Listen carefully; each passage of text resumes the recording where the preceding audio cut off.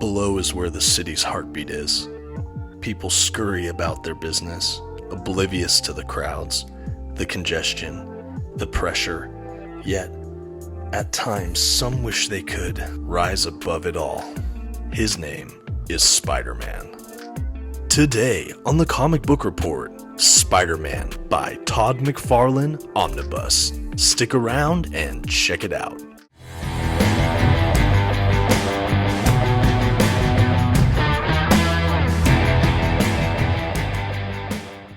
Greetings, webheads. My name is Dominic, and welcome to the Comic Book Report, where we review comic books and graphic novels so you can get an idea of what to read. Today, we'll be reviewing Spider-Man by Todd McFarlane. This is not the biggest omnibus in the world, but there are still some good times to be had. Let's check it out. But first, some quick facts about today's collection. This Spider-Man Omnibus was written and illustrated by Todd McFarlane. The issues collected in this volume were first published by Marvel Comics between 1990 and 1991.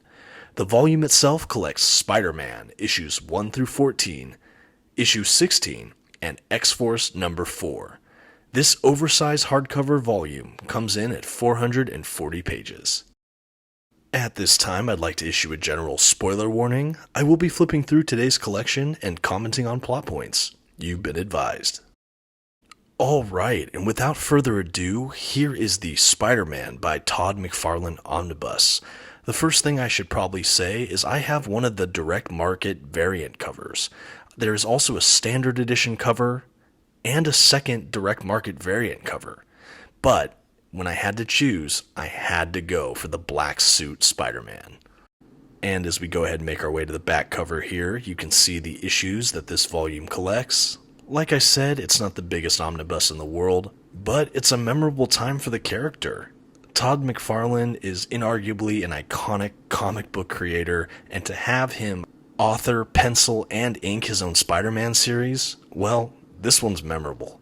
And talking about Todd McFarlane's incredible artistic achievements, let's go ahead and look at the Under the Dust Jacket artwork. I really loved what they did with this volume. It's a reproduction of one of his spread splash pages in the first Spider-Man issue, and it looks beautiful as that Under the Dust Jacket art. Let me see if I can go ahead and open it up to give you a full picture of what I'm talking about here. Look at his work. Isn't it just stunning? I certainly think so. And I'll be very frank, that was my major draw to this title specifically. I was here for the art, and in that way, I was really treated by the Todd McFarlane Spider-Man Omnibus. And as we go ahead and make our way into the collection proper, gotta say, I love an omnibus that has a table of contents, however brief. And boom, there it is. Anyway, diving into the issues themselves, I want to talk first about how I encountered the Todd McFarlane Omnibus. It started with me getting the Spider-Man Omnibus by David Michelinie and Todd McFarlane. This is the run I had really heard of, the introduction of Venom and some of those other top hits in that omnibus, which I actually did pick up and do an unboxing for once upon a time on this channel. Now, after making my way through parts of that omnibus, I did begin to hear that there was a subsequent Todd McFarlane Spider-Man volume that kind of picks up parallel after that one, which is this standalone, adjectiveless Spider-Man series. Now, the consensus and the reviews I received from people about this volume was that you're here for the art, the writing is so-so. And having read this whole volume, I will say that for me is one of the bigger drawbacks. It's not terrible.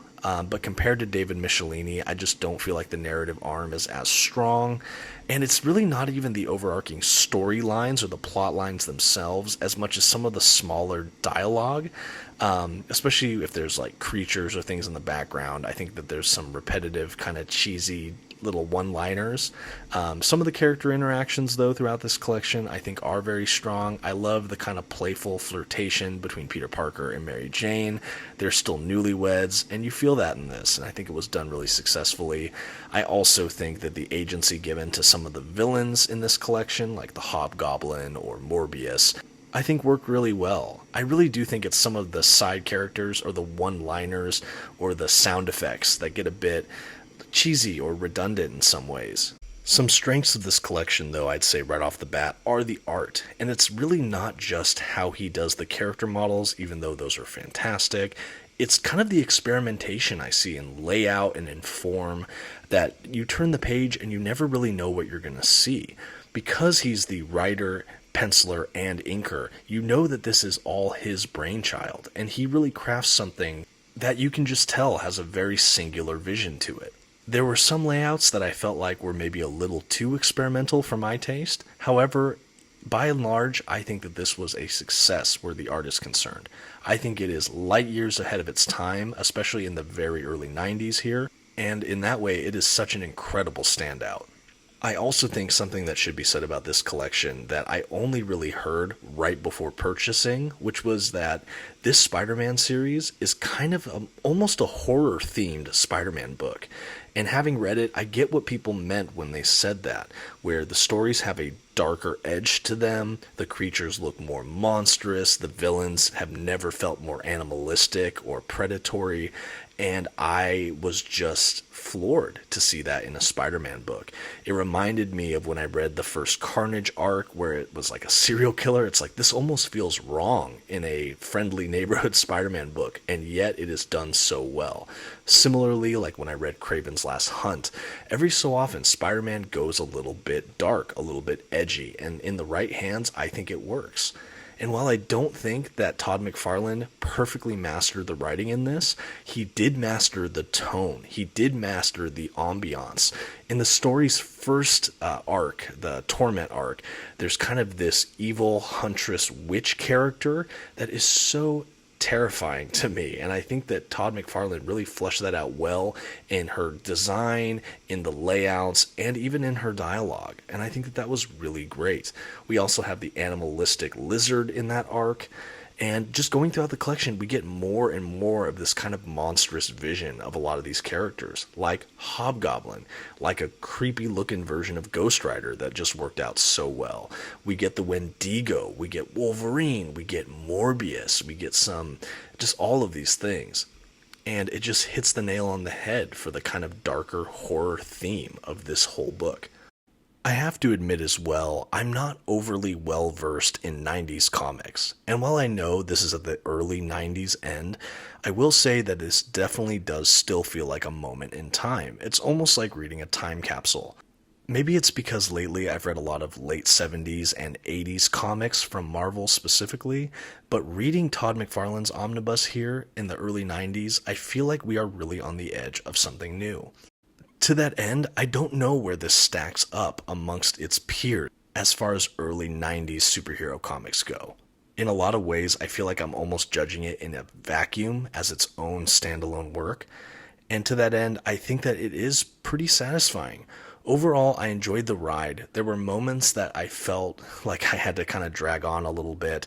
The Wolverine Wendigo story, while I did love it, I think it was one of the stronger story arcs in the book. I feel like it was maybe an issue or two too long. But then again, it's almost hard to say, because one of the things I enjoyed most about the Todd McFarlane Omnibus is that sense of tone and ambiance. There is this kind of moody, gritty, darker, kind of solemn feel in this book throughout all the issues. You know, punctuated by little joyful moments with MJ and Peter. Otherwise, it's pretty dark. It's pretty gritty. And I loved that. I loved the feel of that. I want to see Spider-Man in situations more like that.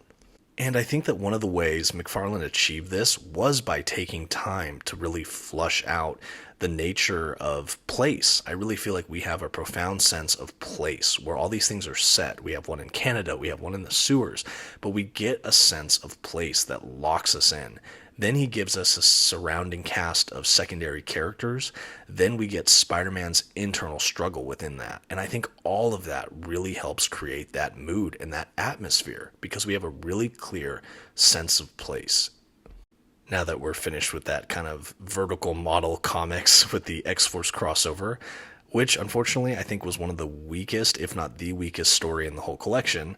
We're now making our way to the bonus features.